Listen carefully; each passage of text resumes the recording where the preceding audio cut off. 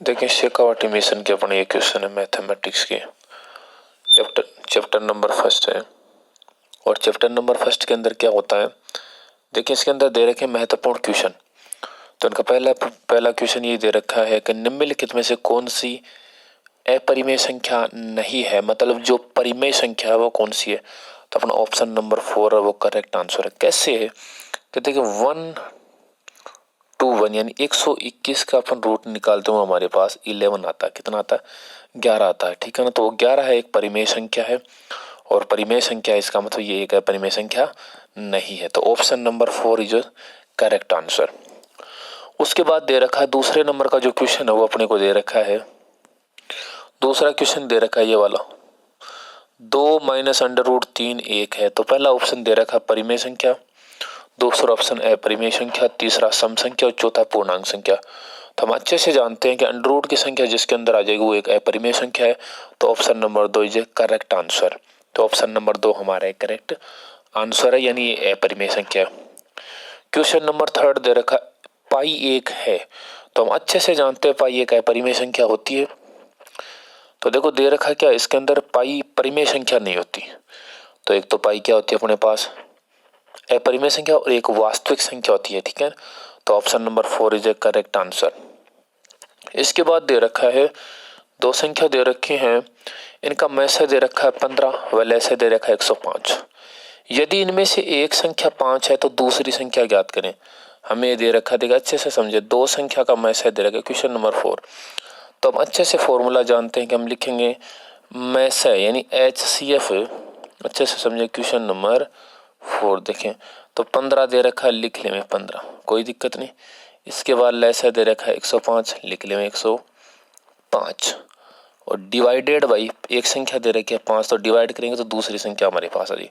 हम 5 से डिवाइड करते हैं यानी काट देते हैं किसको 15 को 15 को, अपने पास आ जाते हैं 3। और जब 3 को 105 से मल्टीप्लाई करेंगे तो हमारे पास संख्या आ जाएगी 315। इन दोनों को मल्टीप्लाई करेंगे ना तो संख्या अपने पास आएगी 315। तो correct answer is option number 3 315 हमारा एक करेक्ट आंसर, एकदम सही आंसर है। ठीक है भाई। नेक्स्ट क्वेश्चन 5 का क्वेश्चन दे रखा है निम्न में से अपरिमेय संख्या है कि भाई अपरिमेय संख्या कौन सी है वो देखनी है। तो अच्छे से समझेंगे 2 है वो एक परिमेय संख्या है। ठीक है। तो 2 परिमेय संख्या जबकि हमें पूछ के आ रहा है अपरिमेय संख्या। ठीक है ना। तो अच्छे से समझ लेना भाई कौन सी क्वेश्चन। तो देखें निम्न में से अपरिमेय संख्या क्वेश्चन नंबर 5 के अंदर तो option number 2 is correct answer. जहां भी संख्याओं के अंदर ये डॉट लगा हुआ जाए, जैसे ये लिख दिया और इसके बाद ऐसे छोटे छोटे डॉट डॉट दिखा दे, इसका मतलब वो एक अपने पास अपरिमेय संख्या। तो option number 2 is correct answer. ठीक है ना। Option number 2 is correct answer. तो ये सही आंसर हो जाएगा अपना। ठीक है। नेक्स्ट क्वेश्चन देखिए भाई। नेक्स्ट दे रखा है अभाज्य गुणनखंड में 2 की घात 144 को अपने को अभाज्य गुणनखंड के रूप में लिखना है। तो कैसे लिखेंगे इस बात को समझ लेना, अच्छे से समझ लेना।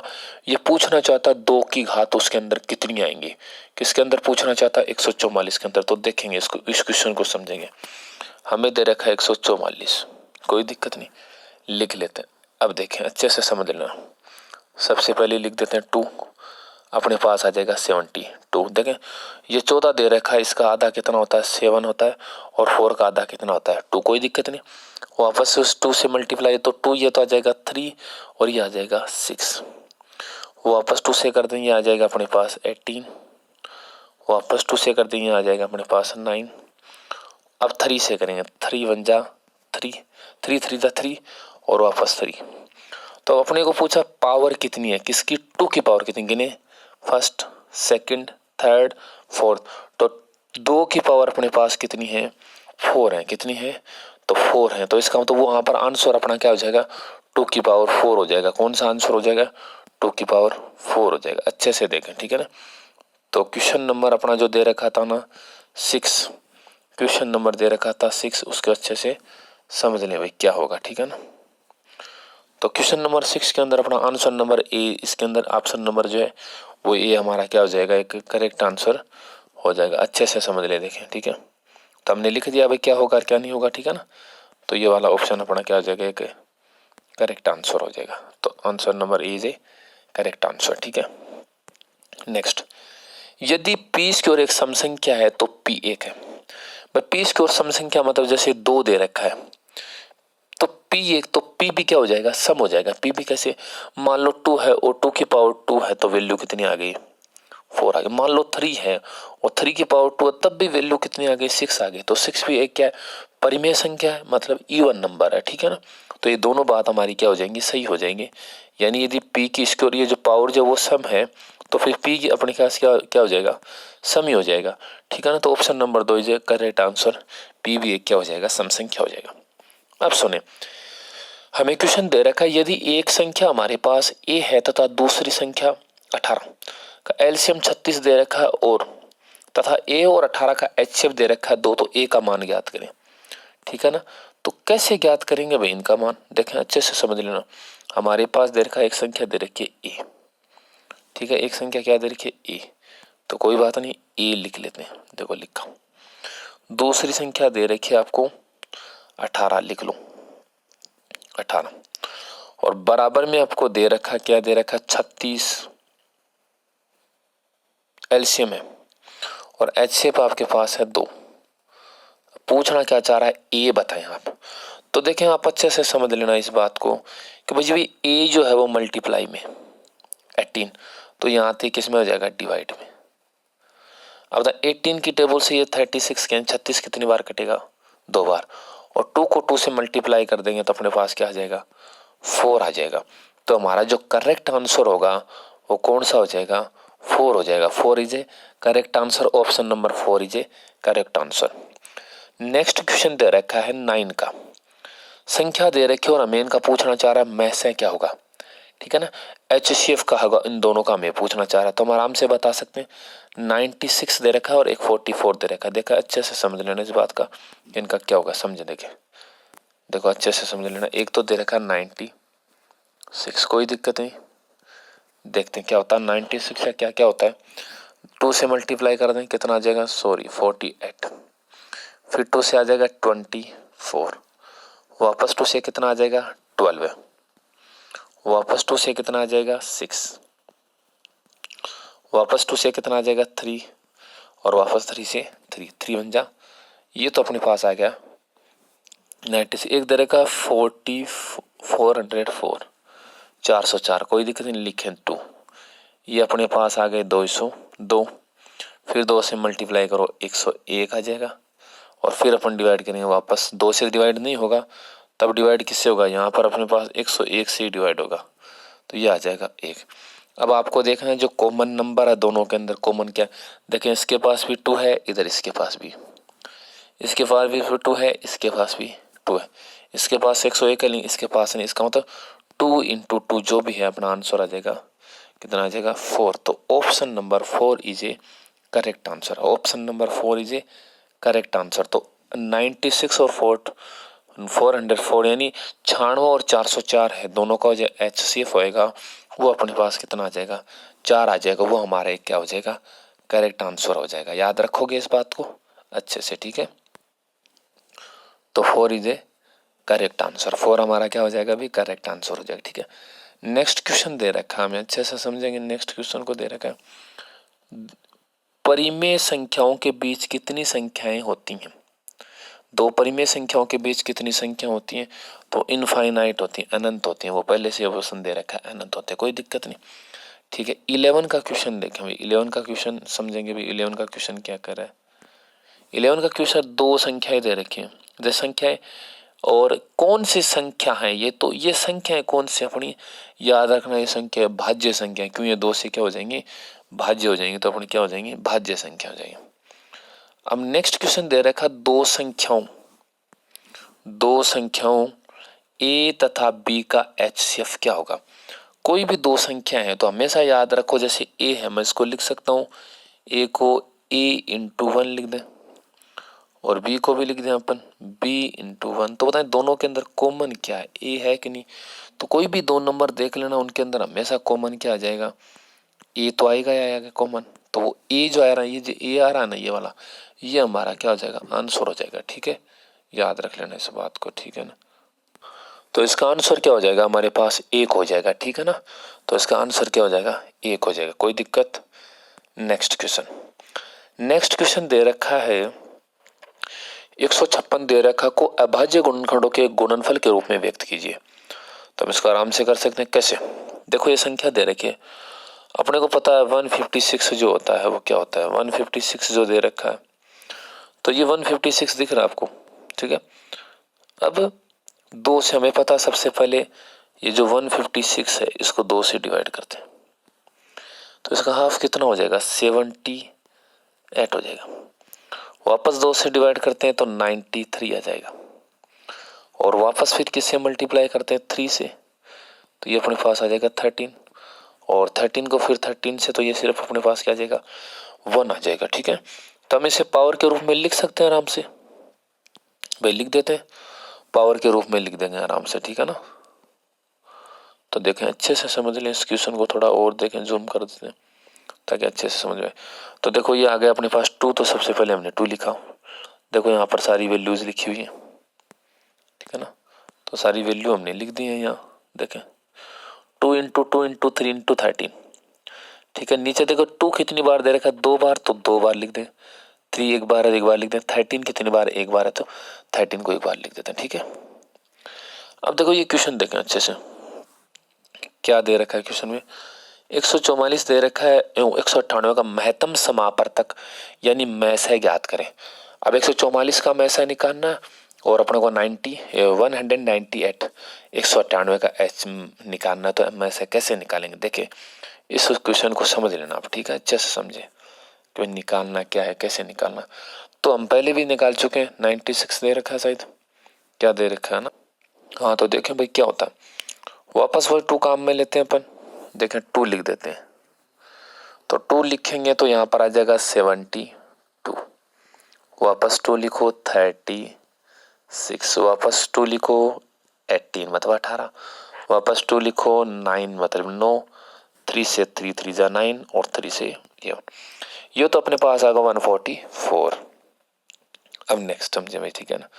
यहाँ पर 2 से वापस करते हैं तो हमारे पास आएगा 99, 3 से करते हैं 3, फिर वापस 3, अब 3 करेंगे वापस कितना है 11, और 11 का करें तो क्या आ जाएगा अपने पास 1।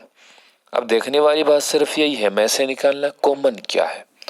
देखें यहाँ पर 2 दे रखा है, अब उधर देखें, उधर दे रखा है, उधर भी 2 दे रखा है, ठीक है भाई, तो कोई दिक्कत नहीं। इधर दे रखा है आपको 3 और इधर भी एक 3 दे रखा है, वापस इधर भी 3, वापस इधर भी 3, तो कुल मिला के अपने पास एक तो आ जाएगा 2, वापस से 3, फिर वापस से 3, मल्टीप्लाई करें 3 को 3 से मल्टीप्लाई करें 9, 9 को 2 से मल्टीप्लाई करें कितना आ जाएगा 18। तो 144 और 198 यानी 144 और हमें दे रखा है 198, इन दोनों का अपने पास में से यानी HCF वो कितना हो जाएगा 18 हो जाएगा। इसको अपने को याद रखना है भाई, याद रखेंगे अच्छे से, ठीक है ना। तो ये अपना हो गया, ठीक है, ठीक है। तो कितना हो गया 18 जो हमने निकाल लिया, भाई 18 होता है, ठीक है भाई। नेक्स्ट देखो हमें दे रखा है, नेक्स्ट क्वेश्चन क्या दे रखा उसको अच्छे से समझ लेना भाई। नेक्स्ट क्वेश्चन के अंदर दे रखा है अभाज्य गुणनखंड विधि द्वारा 510 और 92 का महत्तम समापवर्तक और लघुत्तम समापवर्तक ज्ञात करें। यानी हमें मैसे भी निकालना है, यानी HCF और LCM दोनों निकालने हैं। तो कैसे निकालेंगे, देखे भाई ये 510 दे रखा है अपने को, इसके टुकड़े हमने कर चुके हैं, तो ये वाला इसका फैक्टर हो गया और वैसे ये फैक्टर हो गया इसका। अब हमें सबसे पहले देखना दोनों के अंदर कॉमन क्या, जो कॉमन है वो हमारे पास क्या जाए सर, देखें इसके पास भी इधर 2 है, दिख रहा है नहीं दिख रहा भाई, और यहाँ इसके पास भी क्या है 2 है, तो दोनों के अंदर कॉमन क्या आ गया 2, वो तो अपना आ गया HCF, ठीक है भाई। जो कॉमन आ गया वो अपने पास क्या आ गया HCF आ गया, तो 2 अपने पास क्या आ गया HCF, कोई दिक्कत नहीं, ठीक है। अब सुनिए LCM निकालना, क्या निकालना है LCM, तो कैसे निकालोगे, देखें LCM कैसे निकालेंगे, जो पावर बड़ी है, देखें इसके अंदर दे रखे यहाँ पर 1 की 2 है, यहाँ पर 2 की पावर 2, तो 2 की पावर 2 है वो अपने पास क्या बड़ी है, तो 2 की पावर 2 लिखें। यहाँ पर 3 देखिए इसके अंदर 3 की पावर दे रखी है 1, यहाँ पर दे नहीं रखा तो वहाँ पर सब क्या लिख देंगे 3 की पावर 1 लिख दें। फिर 5 देखें 1 की बार तो 1 बार लिख दें, कोई दिक्कत नहीं।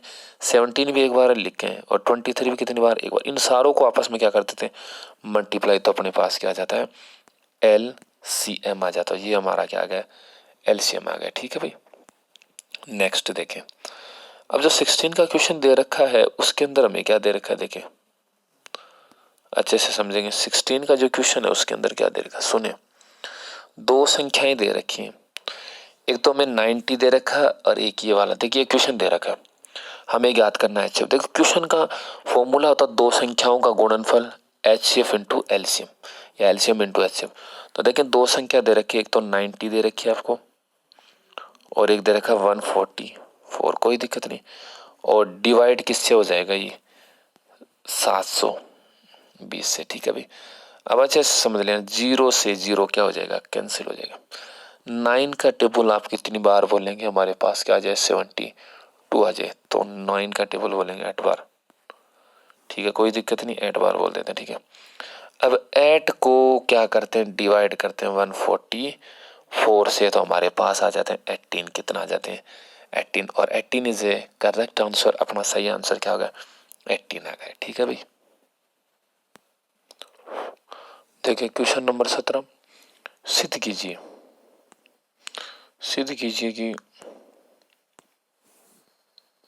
कीजिए कि अंडर रूट 3 एक अपरिमेय संख्या है। ये सबसे इंपॉर्टेंट क्वेश्चन है।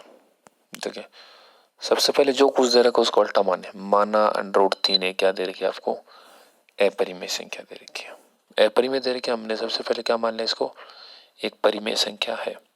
ठीक है, अब देखिए अंडर रूट 3 है, इसके यहाँ पे लिख दो A/B, जहाँ A तथा B क्या सहभाज्य पूर्णांक है। दोनों तरफ अपन क्या करते हैं, अंडर रूट 3 का स्क्वायर होता है हमेशा 3। देखें 3 लिखा, A का A स्क्वायर होगा, B का B स्क्वायर लिखा। अब इनका क्या कहते हैं, पक्षांतरण करते हैं। 3 को B स्क्वायर से मल्टीप्लाई करें, 3B स्क्वायर, A स्क्वायर का स्क्वायर। अब इस बात को समझे, 3 A स्क्वायर को क्या करता है, विभाजित करता है। तो 100% बात है कि फिर 3 जो है वो A को भी क्या करेगा, विभाजित करेगा। ठीक है, अब A की जगह अपन लिख देते हैं 3C, जहाँ एक C एक पूर्णांक है, पूर्ण संख्या। तो रखें यहाँ A की जगह रखें 3C, तो 3 का स्क्वायर कितना हो जाएगा, 9 हो जाएगा। C का C स्क्वायर, तो 3 से 9 को डिवाइड करेंगे तो कितना आ जाएगा, 3 स्क्वायर। तो 3 क्या करता है, B स्क्वायर को भी विभाजित करेगा, इसलिए 3 B को विभाजित करेगा। तो A व B में कम से कम उभयनिष्ठ गुणनखंड कितना है, 3 है। जबकि ये सहभाज्य संख्या होने के कारण गुणनखंड उभयनिष्ठ संख्या 3 नहीं होना चाहिए, इसलिए हमारी परिकल्पना क्या गलत है। और अंडर रूट 3 एक अपरिमेय संख्या। ये इंपॉर्टेंट क्वेश्चन है, ये सबसे ज्यादा इंपॉर्टेंट क्वेश्चन है ये वाला। ठीक है ना, इसको हमें याद रखना अच्छे से, क्वेश्चन बड़ा इंपॉर्टेंट। ठीक है भाई, ये होगा। अब देखते हैं क्वेश्चन नंबर नेक्स्ट 18 दे रखा है। सिद्ध कीजिए, 18 वाला, सिद्ध कीजिए under root 5 minus under root 3 एक परिमेय संख्या है। सेम टू सेम इसे भी वैसे मानते हैं, माना परिमेय संख्या था, परिमेय मतलब P बटा Q के लिए। और अब अंडर रूट 3 को ऐसे कैसा रखेंगे, हम माइनस का है, P/Q ऐसा कैसा, प्लस का 5 इधर आता है माइनस का। लेकिन इस तरीके माइनस की वजह से क्या करते हैं, इसे प्लस करते हैं तो ये सारे अपोजिट हो जाते हैं। तो यहाँ पे देखिएगा P और Q 5, PQ 5 सभी पूर्णांक ये जो दे रखे। तो 5 माइनस P/Q एक परिमेय संख्या है, तो अंडर रूट 3 भी एक परिमेय संख्या है, परंतु इस बात का विरोध करता है, यानी हम जानते हैं गलत है ये बात। तो अंडर रूट 3 क्या है, अपरिमेय संख्या। ये क्वेश्चन नंबर अपना 18 हो जाता है। ऐसे अपन क्वेश्चन नंबर 19 की बात करें, सिद्ध कीजिए 7 अंडर रूट 5 एक परिमेय संख्या है। तो देखिए माना 7 अंडर रूट 5 एक परिमेय संख्या मान लेते हैं, पॉजिटिव मानना है।